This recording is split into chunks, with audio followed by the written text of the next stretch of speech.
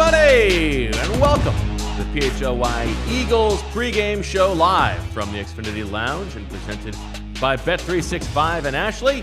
Well, Wulf and Jamie Lynch are here. And we're here to talk about the Eagles-Rams game kicking off in about 40 minutes. And we know what happened last year, Jamie, between these two teams in two meetings. Saquon Barkley running wild and Jalen Carter saving the day in the snow. Yeah, the Eagles have had Sean McVay's kind of number a little bit. Who was your daddy and what does he do? It's the Philadelphia Eagles, Sean. They've handled him for a long time. You know, boy genius. 5-1. Yeah, even dating back to Doug. You Yeah. know, like, is that what it is? 5-1 in the last 6 Against the Eagles, Yeah. McVay's career against the Eagles, including the playoffs. He is 1-5. And listen, he's the golden boy. Oh yeah, he can remember plays. Nick Sirianni, you can sort of tell sometimes. You know, he talks up Sean McVay, but he also there's a little bit of like, why does this guy get all the credit when I'm the one with the credentials? And we actually have those credentials to flash up. Sean McVay, very good career record, not quite as good as Nick Sirianni's. He's at .612 winning percentage. Sirianni, one of the best winning percentages of all time for a head coach. 4 playoffs in 4 seasons. And, of course, they both are 1-1 in the big game in the Super Bowl. But this is the big game today, Jamie. And how are you feeling just about the vibe around this game? I actually think I'm like an ebb and flow of the season kind of guy. I put probably too much credit in it at times. I actually feel a little off today. I feel like, look, the Rams are coming off of 2 kind of weak opponents. It's possible they're not quite as good as they've looked. Yes, 100%. But I feel like the Eagles are coming. Their schedule to start the year is such a gauntlet. It's kind of insane. And I think last week was such an emotional kind of draining game that my vibe check is things kind of balance out today. And I hope I'm wrong. We expect this to be a different kind of game than the first couple games the Eagles have played this season. The Rams, you know, they're going to be able to throw the ball. We expect they're going to try to pick on Adoree Jackson. And it's going to be on the Eagles passing game, the much maligned Eagles passing game for the 2-0 team to be able to keep up a little bit. And like, is this going to be the day where we see A.J. Brown explode a little bit, DeVonta Smith get involved, Jalen Hurts throw the ball a little bit more? I feel like, you know, the Rams, one of their weaknesses is the rush defense. I think they're allowing like 116 yards a game right now. I feel like with Saquon last year. When you say gut, my gut is like this is a Saquon game more than it is an AJ or Devontae game. And the question then is, can they get the explosives, which they got in both of those matchups? Like Saquon has to find the end zone. I put on our Bet365 PHLY podcast a Saquon touchdown because I think if the Eagles do win today, I think Saquon Barkley is going to have to play a huge factor with some back-breaking type plays. Quick look at the inactives here that we know for sure here. Azeez Ojulari down again for the 3rd straight game. Same with Agbo Okoronkwo. Tanner McKee remains the 3rd quarterback as he deals with that finger injury. Will Shipley is out. Drew Kendall and Kenyon Green both out as well. Good boy. Patrick Johnson inactive for the first time this season. Meanwhile, that means that Mac McWilliams is up. Also, Marcus Epps and Cameron Latu promoted for this game. And most importantly, Dallas Goedert is playing in this game back for the Eagles. We'll see what kind of a difference that makes for the Rams. They're without their starting guard, Steve Avila, but Braden Fiske, the defensive tackle, will play in this game. Yeah, and that Rams defensive line is young and good, and they added some beef up the middle this year. So this is not the same Rams team that Saquon Barkley went nuts against last year. They did add some beef in the middle there. So we'll see if Saquon can be as effective today. But this is a pretty impressive Rams defensive line group. All right, coming up on the show, we are going to hear from Fran Duffy. He's going to break down the way that Sean McVay uses motion and what Vic Fangio is likely to do in response to that. But we start by heading over to the LINC and dialing up the Xfinity mobile call-in line to talk to our Eagles insider, E.J. Smith, who is not quite ready yet. Listen, some people are ready for big games, some people are not. Bright lights, big moment. EJ wasn't there. Just dropping the ball. Unbelievable. Dallas Goedert being back is important not just for the passing game, but for that running game that we've talked about, because we saw last week the Eagles tight ends not blocking up to NFL caliber. Yeah, and Jared Verse is looking like he's on a trajectory here. Him and Quinyon, were they back to back? I think that might be right. Yeah, I think 1920 maybe. Yeah, they're looking like a really promising 19 and 20th pick overall. Jared versus a stud. This is an aggressive D-line, so that edge blocking could play a big factor today. It's great to have Goedert back. We talked about Jalen Carter, obviously making those huge plays at the end of that game. Did you catch Sirianni's kind of little dig at him this week? What was that? That it wasn't like a direct shot, but it was a between the lines. It was kind of like he's working his way into getting into his best shape. He kind of implied a little bit that he's not maybe there yet. Which is what Vic outright said. Yeah, okay. So Vic's the hammer. Nick was like, yeah, he's working himself into optimal conditioning. Well, let's see how Jalen Carter did against the Rams last season and actually over the course of his career. So 3 games for Jalen Carter against the Rams. In 2 of those 3 games, he's had 2 sacks. So that's what he had as a rookie when these 2 teams played. And then obviously in the playoffs, 5 quarterback hits, 9 tackles total. And you wonder, with Avila out in this game, if we will see the Eagles move Jalen Carter around a little bit to get him matched up on the backup right guard as opposed to the left guard, or rather the backup left guard as opposed to the right guard who he normally goes up against. Yeah, I will say this. I don't think the Eagles are winning the game unless they get to Stafford today. Like, if it's Jalen Carter, if it's Darius Smith on the edge, if it's Nolan Smith, they have to get to this guy. I think they're second fewest in the league in sacks with 2. They need Zadarius Smith, paid some quick dividends last week already, but you really want to see this line get after Stafford today, who can't move like he maybe once did. It was never great, but you got to hit that guy today. Should be available in the interior for the Eagles in this game. All right, we do have him now. EJ Smith, our Eagles insider, from the LINC on the Xfinity mobile call-in line. EJ, what happened, man?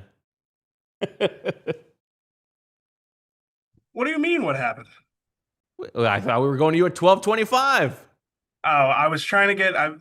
I'll be honest. I was trying to get a couple more, just small pieces of intel for the show. So I pushed it. I pushed it a little bit, if I'm being honest. But because I'm a little late, we got a rundown, man. I can tell you that Quinyon Mitchell was working on the boundary side of the field with Andrew Nacua during team. This is the information you want, right? It is. Was that worth the 2-minute time fill? Maybe. I don't know. Let's see how much of a huge factor that makes in the game. Well, Daniz texted me and said, "Did you see the Cameron Latu drop?" And I was like, "I did not see that. I was setting up for the show." So I just felt like I needed to keep an eye on that too. Oh, sure, like yeah. Of course, Daniz is the producer of this show. Well, I am sorry to Juliet. I apologize. What do you make of Avila being out for the Rams in this game and how that might change what the Eagles plan to do? Yeah, it kind of reminds me of week 2, against the Chiefs, where you wondered if Jalen Carter was going to play over that left guard a little bit more than we've seen him do in his career. And I think, I thought last week was instructive in that. I do think you'll see him matched up against, I think it's going to be Justin Dedich at left guard today. And I think that Jalen Carter, that's a major matchup advantage for him. So, it maybe isn't his most comfortable side rushing, but I think just from, what it does to the opposing team's offensive front, the mechanics and how much they'll have to slide protection to him, it makes a lot of sense for him to play on that side a lot today because of the matchup advantage. So, EJ, what do you make of Quinyon in warm-ups there? Do you think up their sleeve? This is a very talented wide receiver group with the Rams. Fran Duffy's about to give us their motion breakdown here in a couple minutes. What do you make of it? Just some warm-ups or something more?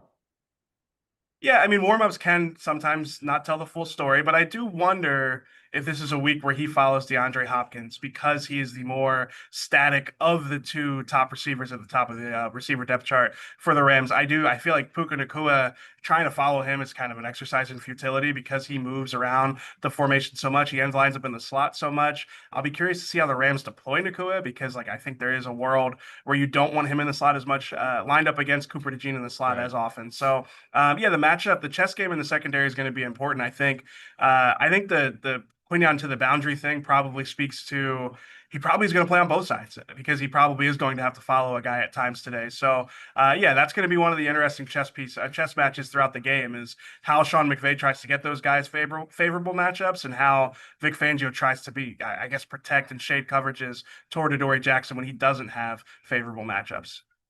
Now, EJ, we're going to have Vinny Curry, of course, here in studio for the post-game show. It sounds like you've seen Vinny on site today.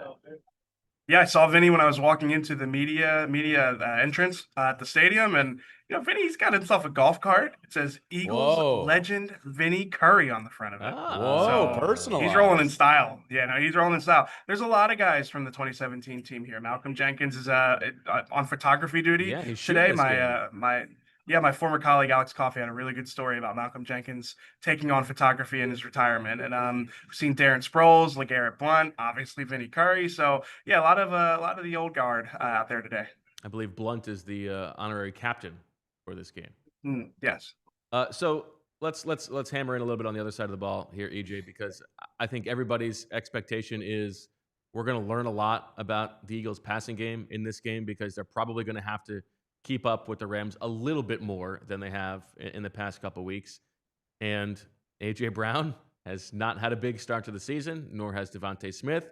Some of that has been the schematic. Some of that has been just the flow of the game. Some of that has been on Jalen Hurts and AJ Brown. What are your expectations for what we see from the passing game today? Yeah, I don't know. I'm not quite ready to say, like, with full confidence that this is going to be the week where they figure it out. If you told me that this is a game where, Jalen Hurts puts up 300 plus yards and comes to the post game podium and says, so that's what y'all wanted, or that's what y'all wanted to see, huh? Maybe, but I sort of feel like this is going to take some time. I feel like we've seen the pass game come out of the blocks a little bit stagnant in the past.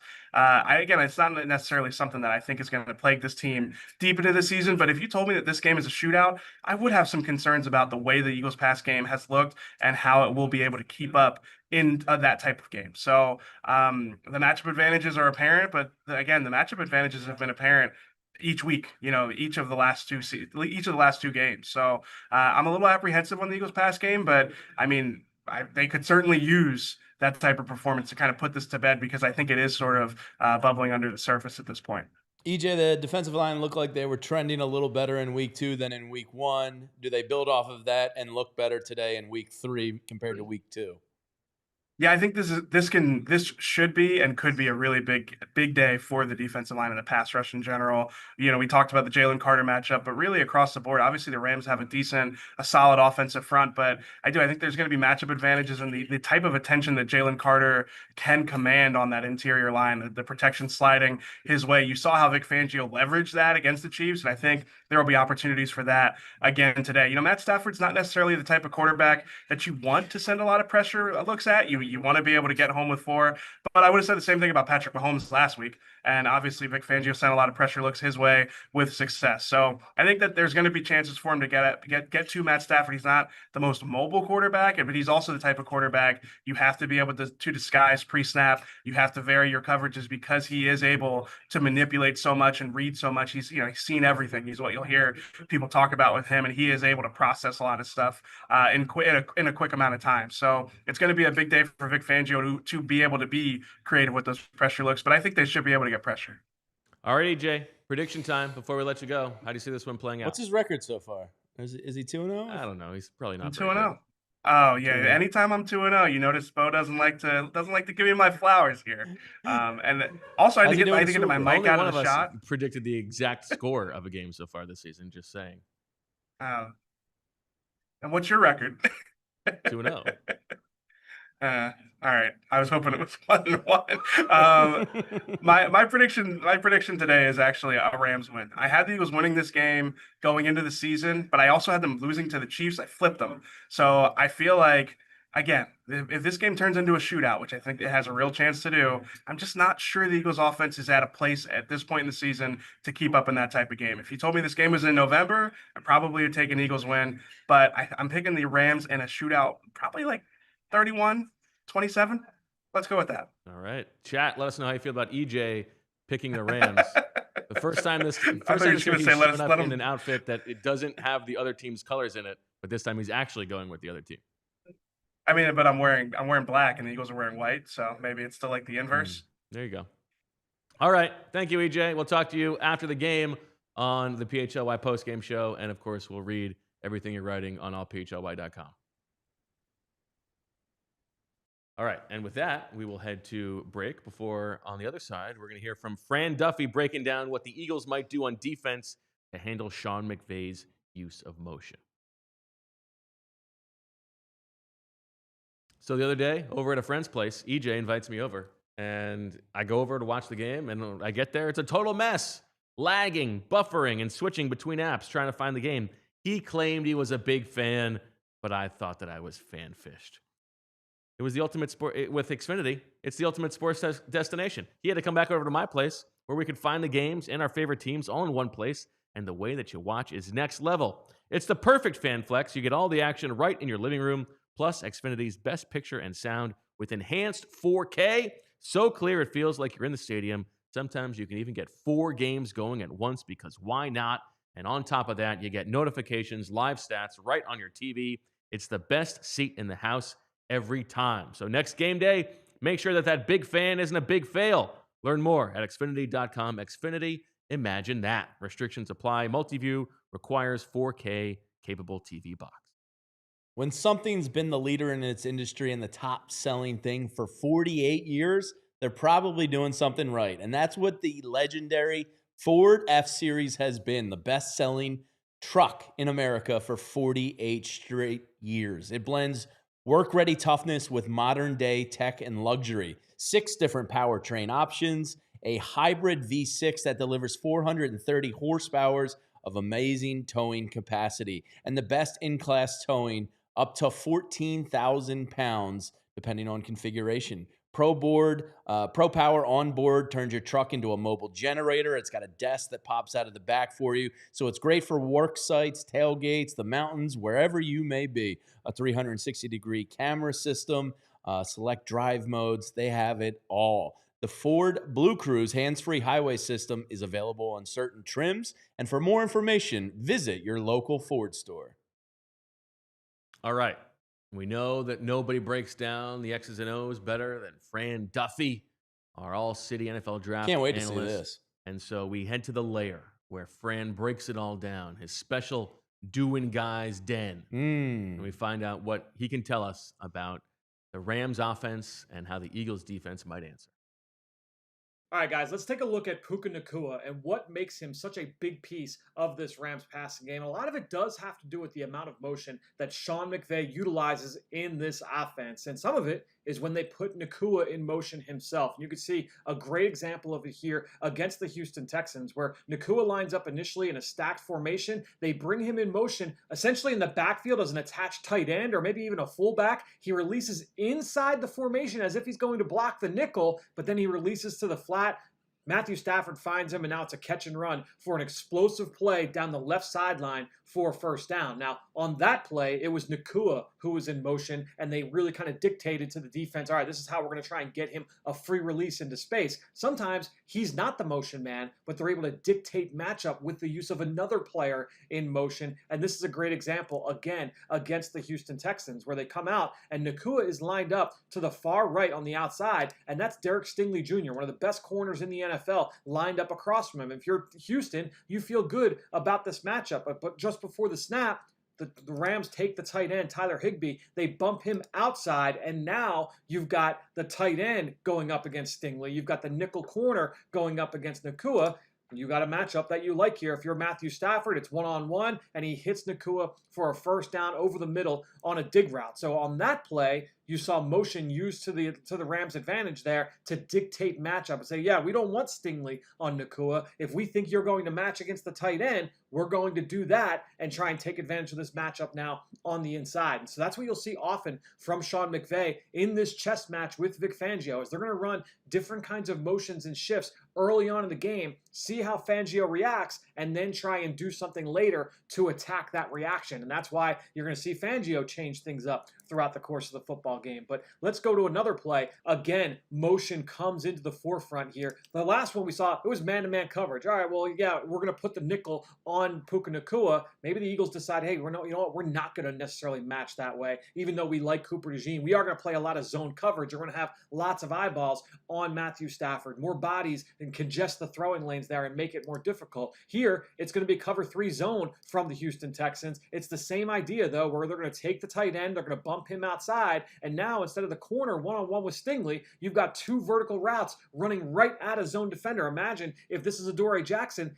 Jackson really can't be right here. He's either going to play too far inside over Nacua, and they're going to throw outside the numbers, or Jackson, the corner, is going to play too far outside, and now you've got Nacua wide open down the seam, and that's exactly what happens here on this play. And I think when you're looking at the Rams and you're looking at Stafford and you're looking at McVay, they do such a great job of just finding weak points, say, all right, this is a guy that we want to attack, and we're going to make his job even harder by throwing multiple routes at his direction over the course of the football game. And it's something that you see time and time again with this offense, and certainly over the last 2 weeks. Now, that's why when you go into a game against the Rams, because they do such a good job at attacking zone coverage defenders, it really takes all 11 to take away a player like Puka Nacua. It takes everybody that's in coverage to do their job, congest those throwing lanes as much as possible. And we saw an example of this against the Tennessee Titans, where, again, you're going to see the LA Rams come out. You've got Nacua off to the right side. There's no motion here on this play. It's 12 personnel. It looks like it's going to be a run. Matthew Stafford's under center. It's going to be a play action. This is a dig route in the middle of the field. And you see the linebacker. He is peeking at Puka Nacua. He says, yep, here comes the dig. He knows it, but he does not get enough depth. He's not in the passing lane there. If you're Jahad Campbell, if you're Zach Baum, you've got to be able to recognize where those in-breaking routes are coming from. We know that's an area that Stafford likes to attack. We know that's an area that Puka Nacua likes to patrol. The Eagles have to have an answer for Puka Nacua and Matthew Stafford in the middle of the field. It's one of the big matchups to watch in this football game. It's never ordinary at Bet365. See for yourself with the SGP Sundays, where you can place qualifying parlay bets totaling $20 or more on today's NFL games and get up to $25 in bonus bets. Terms and conditions apply. Download the app and use code PHLY365 when you sign up. Whatever the moment, it's never ordinary at Bet365. And there's also breaking news from Bet365, where new customers now get $200 in bonus bets when you bet $5, win or lose. Sign up, use the code PHLY365, deposit $10 and place a bet for $5 to get $200 in bonus bets. If your bet wins or loses, bonus bets can be used on the spread, totals, player props, futures, and more. Whatever the moment, it's never ordinary at Bet365. Must be 21 or older and physically located in Pennsylvania. If you or someone you know has a gambling problem and wants help, call 1-800-GAMBLER. And let's say you hit a parlay and you got some extra cash in your pocket and you decide last minute, I want to get down to the LINC today to see the Eagles handle the Rams. Well, if you're not using the Game Time app, you're doing it wrong. It's so quick, easy, and efficient.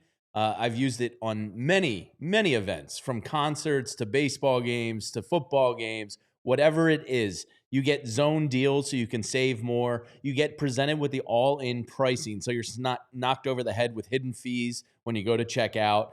Priority fees are included, so you know what you're getting. And the lowest price guarantee, or Game Time will credit you back 110% of the difference. Plus, they have the Game Time ticket coverage. Your purchase is covered with the most flexible customer service policy in the ticketing industry. So take the guesswork out of buying NFL tickets with Game Time. Download the Game Time app, create an account, and use code PHLY for $20 off your first purchase. Terms apply. Again, just create an account and redeem code PHLY for $20 off. Tap, ticket, go. Download the Game Time app today. All right. Time to settle in on our best bets here, Jamie. And let us know in the chat what your predictions are for this game. Not the heater I've been on in the past. I know. Tough start to the season. Tough sledding this year. Are you 0 for 6? I think I got one. Yeah, I hit one last week too. Yeah. Eesh. Well, it's hard when you're betting the Eagles offense to do stuff. Yeah. And life's too short for unders, so I bet a lot of overs. Yeah. Come on, Patullo. I'm dying out here on the vine. What do you got this week? All right, so I'll save the big one for last. I'm going to go Slim Reaper. I saw him today. He's got the Crimson Tide colored suit. He's looking fresh. I'm going Slim Reaper over 60 yards for a little plus 155 action. I'm going to put 25 units on that. Dallas Goedert. This is the one I'm going out on a limb for. Okay. I like that. 4+ receptions. Yeah. I'm thinking maybe the Rams are aggressive. And a bunch in week 1. Yeah, a couple dump offs to Goedert, get him back in the mix. I'm going 4+ receptions for plus 100 for 25 units. And then these odds were too good, because if Saquon can rip off one big run, let's say a 45 to 60 yarder, this thing's going to hit and you get a little 2-to-1 action on it. I'm going to go Saquon over 110 rushing yards for plus 195. I like that. Now, I'm outsmarting myself here. I'm thinking everybody's expecting this is the week for A.J. Brown. And so this is not a fun one, but I'm just doing 20 units on under 62.5 receiving yards for A.J. Brown. But it's certainly not fun. I think it's possible that he's just not quite right. We'll see how that goes. The flip side is I'm going over on Puka Nacua, and I know that he's a little bit banged up, but I expect them to be able to find ways to get Puka Nacua on Adoree Jackson in this game. And then I'm leaning on Jalen Hurts as a runner in this game. I like that. We saw it so much in week 1. Not a lot of called run plays, like quarterback run plays in the offense through the first 2 games. I think maybe this is a tendency we see the Eagles break in this game. He had a big run in that playoff game against the Rams, so I'm going Jalen Hurts over 40.5 rushing. I like that. All right. You ready to settle in and go on? Yeah, the record here? I don't like what I'm Anything about else? to say. Anything else? Okay. No, I just like the W and L, which we'll You're get to. not going to go 17-0. Yeah, exactly. I want to see the defensive line get after the quarterback. Like takeaways I can live with the loss today is if the defensive line looks improved, if the offensive line looks like road graders again in the run game, and maybe one of AJ or DeVonta gets a little bit more involved. If those 3 things happen, I think what I'm about to predict won't feel that bad. Okay. You think we get a shot play on the first play from scrimmage again? You should take a shot. Yeah. Do something electric. Do something different. Get the bench into it. That being said, I think the Rams win today. I was kind of close. It's just one of those vibes of the season type of things. Coming off an emotional win in KC. The Rams are getting love, but they've beaten bad teams. But this offense and Adoree Jackson gives me a little bit of concern with this Sean McVay offense. The defensive line's good. I just think the Rams are going to be they're a little further along than the Eagles are, at least offensively. So I think they get it done today. I'm going 31-27 Rams. Wow. Boo this man! Wow. Boo! Is it going to be a clean sweep? Boo! Listen, I came in expecting to pick the Rams to win this game, but I cannot let this stand. No, you Both can't. of you guys picking the Rams? No way. This is the Super Bowl champions. That's not going to happen against this defense. This defense is for real.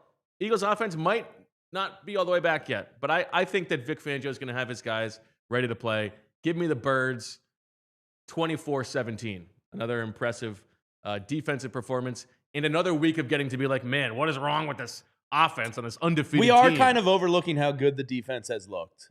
To your point, it's so focused on the lack of offense that the defense has had really good second halves here. Eagles in those white jerseys. They're going to wear down the Rams, flying across country for a 1:00 game, wearing down in the fourth quarter. Rams get off to an early lead, and then the Eagles just grind them down, baby. Yeah, you got a hell yeah, Bo.